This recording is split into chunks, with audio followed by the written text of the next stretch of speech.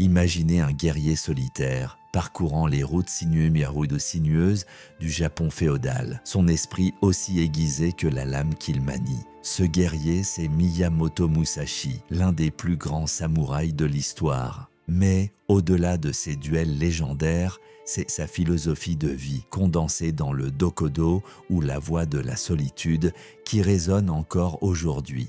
À travers 21 préceptes, Musashi nous offre une boussole pour naviguer dans les tumultes de l'existence. Aujourd'hui, plongeons ensemble dans ces enseignements intemporels et découvrons comment ils peuvent illuminer notre chemin. Précepte numéro 1. Accepter les choses telles qu'elles sont. La vie est une rivière imprévisible, parsemée de rapides et de méandres. Les enseignements du bouddhisme zen nous invitent à embrasser chaque instant sans résistance, à être comme le bambou qui plie sous le vent sans jamais rompre. En acceptant la réalité telle qu'elle est, sans jugement, nous trouvons la paix intérieure et la clarté d'esprit.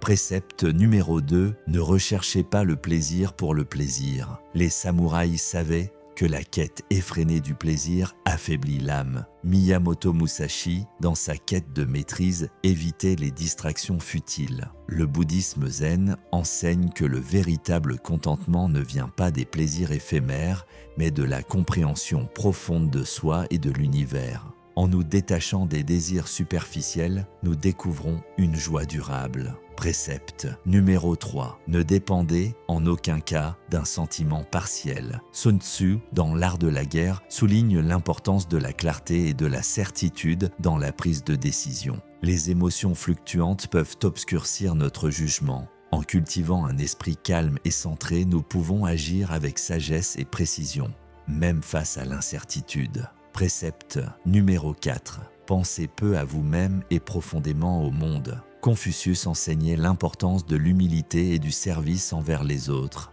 En élargissant notre perspective au-delà de notre ego, nous comprenons mieux les interconnexions du monde et notre rôle au sein de celui-ci. Cette vision altruiste enrichit notre existence et celle des autres. Précepte numéro 5. Soyez détachés du désir toute votre vie. Le détachement est au cœur de nombreuses philosophies asiatiques. Lao Tse, dans le Tao Te Ching, nous enseigne que le lâcher-prise mène à la sérénité. En nous libérant des chaînes du désir, nous accédons à une liberté intérieure inébranlable.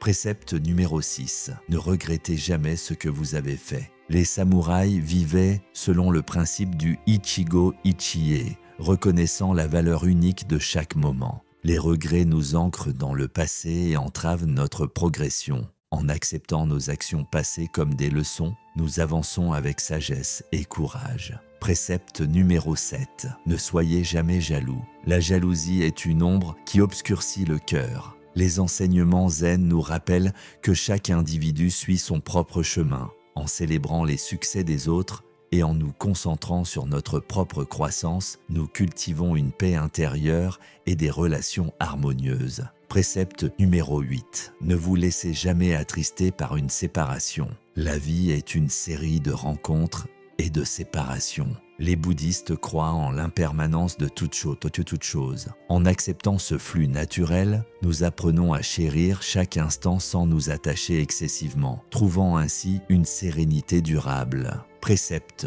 numéro 9. Le ressentiment et la plainte ne sont appropriés ni pour soi ni pour les autres. Les enseignements de Confucius valorisent l'harmonie et la bienveillance. Le ressentiment empoisonne l'esprit et les relations. En adoptant une attitude de gratitude et de compréhension, nous favorisons des interactions positives et un esprit apaisé. Précepte numéro 10. Ne vous laissez pas guider par la luxure ou l'amour. Les passions débridées peuvent détourner le guerrier de sa voie. Les samouraïs pratiquaient l'autodiscipline pour rester maîtres de leurs émotions. En équilibrant cœur et esprit, nous naviguons la vie avec intégrité et clarté. Précepte numéro 11. En toute chose, n'ayez aucune préférence. Le taoïsme enseigne la voie du milieu, évitant les extrêmes. En restant ouverts et flexibles, sans s'attacher rigidement à des préférences, nous nous adaptons harmonieusement aux circonstances changeante de la vie. Précepte numéro 12, soyez indifférents au lieu où vous vivez. Les sages itinérants de l'Asie trouvèrent la maison en eux-mêmes. Le véritable sentiment d'appartenance vient de l'intérieur, non d'un lieu physique. En étant à l'aise avec soi-même, chaque endroit devient un sanctuaire. Précepte numéro 13. Ne recherchez pas le goût de la bonne nourriture. La modération est une vertu prônée par de nombreuses traditions asiatiques. En évitant l'indulgence excessive, notamment dans la nourriture, nous maintenons le corps et l'esprit en équilibre, favorisant une santé optimale. Précepte numéro 14. Ne vous attachez pas à des biens dont vous n'avez plus besoin. Les maîtres zen brûlèrent parfois leurs propres écrits une fois la leçon assimilée. Non par folie, mais pour ne jamais laisser un objet figé remplacer le souffle vivant de la voix. Musashi nous invite ici à pratiquer le mushin, l'esprit sans attachement, cette vacuité intérieure qui permet au sabre de frapper juste, à l'âme de rester fluide. Ce que tu possèdes peut finir par te posséder. Le guerrier ne s'encombre pas de surplus, il avance léger. Précepte numéro 15. Ne vous conformez jamais aux croyances populaires. Lao Tzu disait « Quand les gens approuvent unanimement, examinez plus attentivement. » La voie du guerrier est une voie solitaire, non parce qu'elle rejette les autres, mais parce qu'elle refuse de suivre aveuglément. Le monde change au gré des modes, mais la voie ne vacille jamais. Ce que tous croient juste est souvent un sommeil collectif. Celui qui marche seul avec intégrité, même en silence, éveille des générations. Précepte numéro 16. N'accumulez pas d'armes ou d'outils au-delà de l'utile. Le sabre de Musashi n'était pas une collection, mais une extension de sa conscience.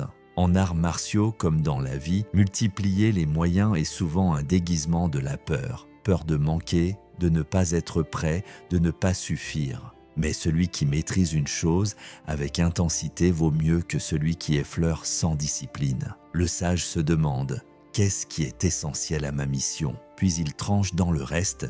Précepte numéro 17. Ne craignez pas la mort. Le Bushido nous enseigne. En pensant à la mort chaque matin, l'homme devient libre.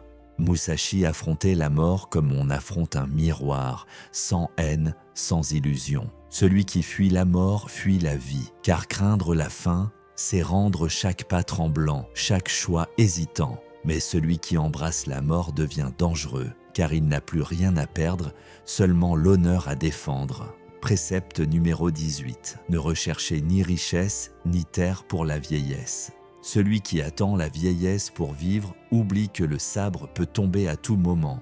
Musashi n'a jamais construit de château. Il a bâti un esprit. Dans le stoïcisme comme dans le zen, la vraie richesse n'est pas dans l'accumulation, mais dans la sobriété volontaire. Préparer son confort de demain en sacrifiant sa grandeur d'aujourd'hui, voilà une forme subtile de capitulation. Le guerrier forge son immortalité dans l'instant. Ce qu'il sème maintenant, il le lègue au monde, pas à son compte en banque. Précepte numéro 19. Honorer les dieux et Bouddha sans dépendre d'eux. Les anciens maîtres priaient, mais ne suppliaient jamais. Musashi te dit, le ciel peut te sourire, mais il ne combattra pas pour toi. Le Tao coule.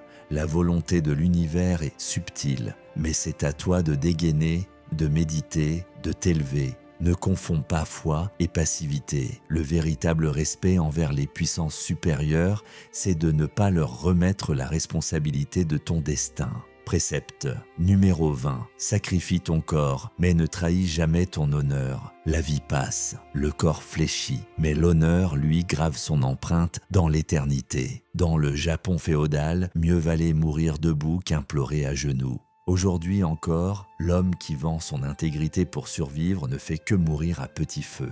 Ton honneur est ta colonne vertébrale invisible. Sans lui, tu marches tordu. Avec lui, même blessé, tu restes droit. Précepte numéro 21. Ne t'éloigne jamais de la voie. Voilà le cœur du Dokodo, l'épine dorsale, le dernier souffle de Musashi. Ne dévie pas, ne cherche pas de raccourci, ne t'abandonne pas à l'oubli. La voie, c'est de la discipline quand personne ne regarde. C'est l'élégance dans le chaos. C'est le respect de soi-même jusque dans la solitude la plus noire. Et si tu tombes, relève-toi. Et si tu doutes, recentre-toi. car la voie n'est pas un chemin extérieur, mais une posture intérieure, un feu qui ne s'éteint jamais.